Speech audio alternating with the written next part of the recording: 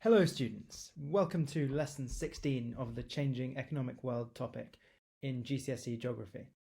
This lesson we will be looking at probably the most important idea in development. It is the role of industry in helping countries to go from LICs to HICs. In no country in history has it been able to develop without industry. This is the key part of any successful country. So this lesson you will find out why. Please write the date, title and learning objective and have a pen and paper ready so that you can learn. Please write 1 to 8. Answer the questions from memory and then mark your answers. Go for it. Okay, let's review. Number 1, the Fair Trade Organization helps producers in LICs or NEEs work together in agricultural cooperatives. This allows them to get a higher price for their products. 2. Fair trade also gives extra money on top of the higher price to producers, which can be used for development. This is called the fair trade premium. 3. Free trade has no trade barriers and therefore reduces the cost of international trade. 4. If a country imports more than it exports, this is called a trade deficit. 5. The secondary sector is growing rapidly in NEEs, which is leading to rising incomes. A growing secondary sector is called industrialization. That will be the focus of today. 6. One reason NEEs develop fast is because manufacturing leads to the growth of other businesses and more taxes to government. This is called the multiplier effect. 7. One disadvantage of using GDP per capita to measure development is that it can be inaccurate in LICs because it does not include people in the informal economy who do not have bank accounts or pay tax. 8. The continent with the highest average HDI scores is Europe. Please give yourselves a mark out of 8. If you got any wrong or missed any, write the questions, write the answers, and then test yourselves on them. And come back to this in a week. Okay, to introduce you to this big question of how industry helps a country to develop, I'm going to show you 2 photos. And you will have seen these 2 photos before in a previous lesson. Answer the questions around the photos from memory using the best of your knowledge, and then we will discuss them together. Here are the photos. Here are the questions. Go for it. So the first question. Why do LICs mostly export primary products? In a lesson previously, we discussed how exporting primary products is a problem because you lose money. You have trade deficits. So why do LICs do it? Well, there are a few main reasons. Number 1, in LICs, most people live in rural areas, and so they have no choice. Farming and agriculture is the main way that they can make money. Number 2, you could have said that in LICs, a large proportion of the population is lacking education, which automatically limits their ability to be involved in the secondary, tertiary, or quaternary sectors. And as a result, they are forced into low-paid primary sector jobs. The third possible reason is that free trade forces LICs to produce primary products because they import manufactured products more cheaply than they can make them themselves, thereby preventing them from changing to manufactured products. Finally, you could have said that in LICs they lack things like infrastructure that allow people to be able to work in different sectors. Number 2, what is the problem with exporting primary products and importing manufactured products? Well, this is a bit of a revision question, but you should have said that exporting primary and importing manufactured leads to a trade deficit because primary products are worth less than manufactured products, and so a country loses money from trade. 3, how can investing in industry, which is manufacturing, help a country to develop? Well, if a country invests in manufacturing and therefore exports more manufactured products, 2 things happen. Number 1, it increases the value of its exports. And number 2, it decreases the amount of manufactured products that it needs to import. As a result, trade deficits are less likely in countries that manufacture. Moreover, manufacturing gives people higher paid jobs than does the primary sector. If people have higher incomes, then they can spend that money on improving their quality of life. This lesson, we are going to focus on this important idea. How does manufacturing change a country from an LIC to an NEE and finally, potentially, to an HIC? To understand the answer to this question, you need to know 2 keywords. You may have heard of them before, but I'd like you to write them again with their definitions. Here they are. The first one is investment as a noun. It means spending money on something with the aim of getting more money in return. It is not aid or charity where you do something to help someone. If you invest in something, then you're doing it to get something back. A really good example of an investment might be a parent investing in their child's education. Why would that be an investment? Because although they're doing it because they love their child, they also expect the child to lead a successful life once they have a good education with a high-paid job. And they may take care of them or pay them back in the future. That's an investment. Second, industrialization. It means the increase in manufacturing in a country. 2 key words for today. So this big question about industrialization. Let's start from the beginning, from the very basics, and then we'll build up. So what is industrialization? It's more than just that definition. Please write this subtitle and get ready. So here is the process of industrialization. A typical LIC, like Ethiopia in Africa or Nepal in Asia, will have most people working in the primary sector as farmers. These people are cocoa farmers. These are rural jobs in the countryside and they are low paid. So what is industrialization? Industrialization is the change from the primary sector to the secondary sector, manufacturing. And it happens because a government has invested in things like factories and roads and machines and electricity supplies and water supplies. All these things are needed to be able to manufacture. Industrialization involves rural to urban migration. People move to the cities because that's where manufacturing happens. And it leads to higher incomes for people and for the whole country. So, the basic point about industrialization is it's the change from the primary to the secondary sector in a country. So fewer people are doing this and more people are doing this. And here we get to the key question. Why does more of this equal development for a country? So write this subtitle and let me show you. The basic reason why industrialization leads to development is this. Primary sector in an LIC. Let's take a cocoa farmer in a country called Ghana in West Africa. Cocoa farmers make a very low income for their crop. They may sell a few tons per year, but they make very little money from that. So how does industrialization change this? Well, imagine instead of exporting cocoa beans directly, as the primary sector in Ghana would do, the Ghanaian government invests in a chocolate factory, such as this. There are a few of them in Ghana already. Now, the cocoa beans are they are processed into chocolate. This is the secondary sector, manufacturing. As a result of manufacturing, this cocoa is now worth much more. Chocolate is worth much more than cocoa beans because manufacturing increases its value. People want chocolate, they don't want cocoa beans, and therefore the value increases.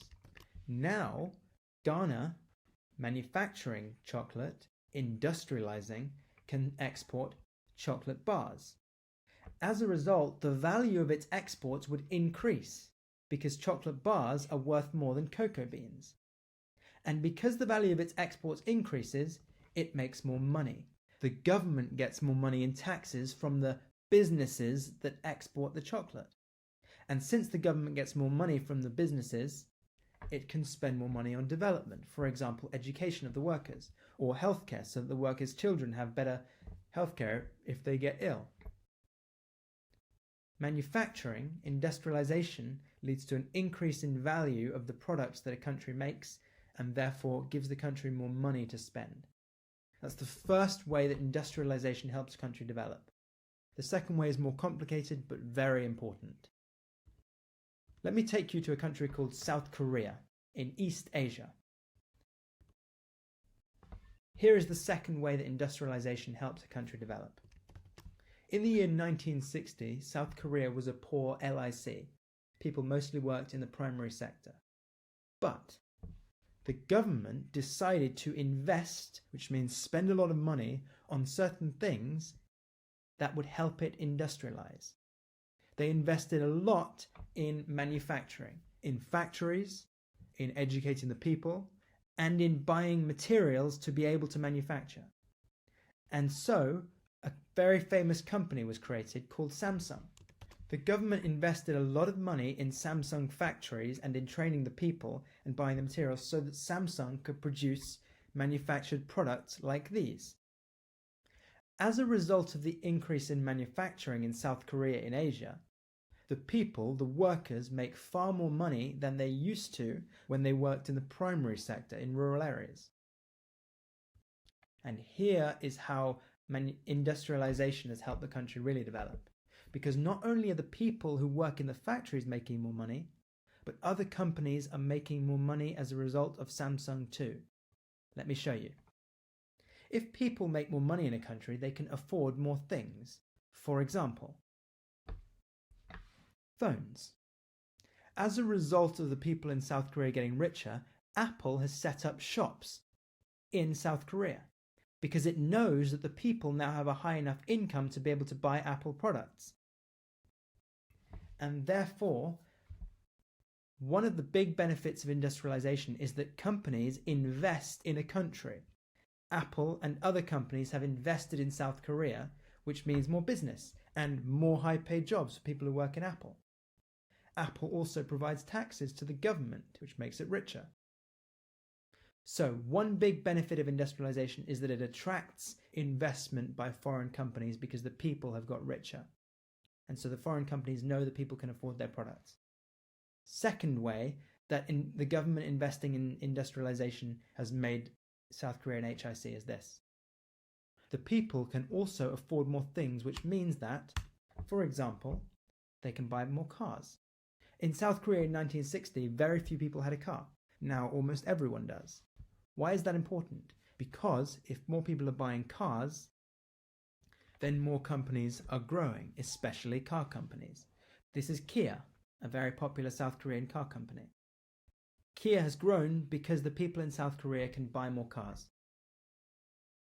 As a result of Kia, the car company, growing, manufacturing has increased in South Korea yet more because the car factories in South Korea making Kias are increasing. And as you know, cars are made of many parts. Some of them are not made by Kia. Because Kia has grown in South Korea, other companies that relate to cars have also grown. For example, tire companies. Companies that used to make tires in South Korea or sell tires to South Korea used to be tiny. But now they make lots of money because there are lots of Kias being bought. And because Kias need tires, the people who work for the tire companies get richer. This process is called the multiplier effect. Government invests in manufacturing company. Manufacturing company increases the incomes of the people. The people buy more products, for example, cars. And the increase in the amount of car companies leads to the increase in the amount of other companies. So the multiplier effect can be defined very simply. Investing in one economic activity like manufacturing leads to economic benefits for lots of other people. That is the multiplier effect, and it is the second way that industrialization helps a country to develop. Why, finally, does industrialization help a country to develop? Here's why. Richer people pay more taxes to the government. As a result of paying more taxes to the government now has more money to spend on developing the country. The government can pay for better hospitals and train better doctors. The government can educate people with better universities and schools and better teachers. The government can also invest more money in manufacturing again. So investing in manufacturing leads to higher paid jobs, leads to more taxes, leads to more money for the government, which leads to yet more investment in manufacturing. And so it's a cycle. It goes round and round and round and gets bigger and bigger. So as a result of industrialization, South Korea is now a HIC, one of the most developed countries in the world. Time to check how much you've learned from this. Please write 1 to 8, answer the questions based on your notes from memory, and then mark your answers. Go for it. So number 1, industrialization is the increase of manufacturing or the secondary sector in a country. 2, industrialization helps a country develop because it gives people a higher income than the primary sector. 3, industrialization leads to rural-urban migration as people move from the countryside to cities in search of factory jobs. 4, industrialization can reduce or even eliminate a country's trade deficit because it increases the value of exports. 5, industrialization usually requires investment by governments in things like factories, infrastructure, and education to make the companies successful. Industrialization can cause the multiplier effect, where one economic activity, for example a factory, leads to more economic activities, like tire companies growing. 7, when people have higher incomes, they pay more taxes to the government. And 8, if the government has a bigger budget, which means the amount of money it has, it can spend more on, for example, schools, healthcare, infrastructure, or more industry. This can help a country develop. Please give yourselves a mark out of 8. If you got a low score in this, then go back, watch the explanations again, and attempt this again. Time to practice. If you can explain these ideas in your own words, you really understand it. Probably the most important idea in development. Here we go. 4 questions. Use the figure on the right, answer them in your books, and then mark your answers.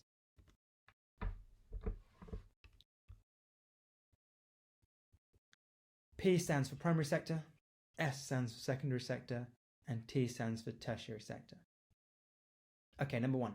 Suggest one reason the primary sector is large in LICs. Any of these 3 points. Number 2.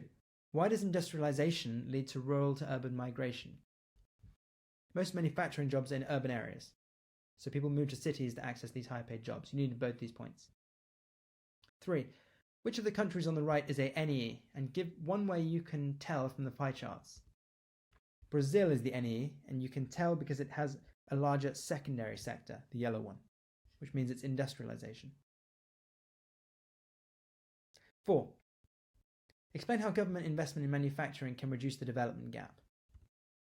For 2 marks, you need to say that manufacturing offers higher paid jobs in the primary sector, and then fully explain that. You also need to say that higher paid people pay more taxes, and so the government budget increases, which means it can spend more money on development. Please add any corrections in green, or change any of your answers so that they match these. Give yourselves a mark, and if you didn't do well, then come back to it, but write down the mark somewhere. Finally, from memory, write 2 questions based on anything you learned this lesson. Answer the questions and then test yourselves on them in a week. Put this into your timetable in your phone so that you remember to do so. Thank you very much for joining me. Next lesson, we will be looking at how countries fall into debt and how we can solve that and help countries to develop. And I'll be telling you about a very important man in Bangladesh who has helped improve the lives of thousands of people. Join me then.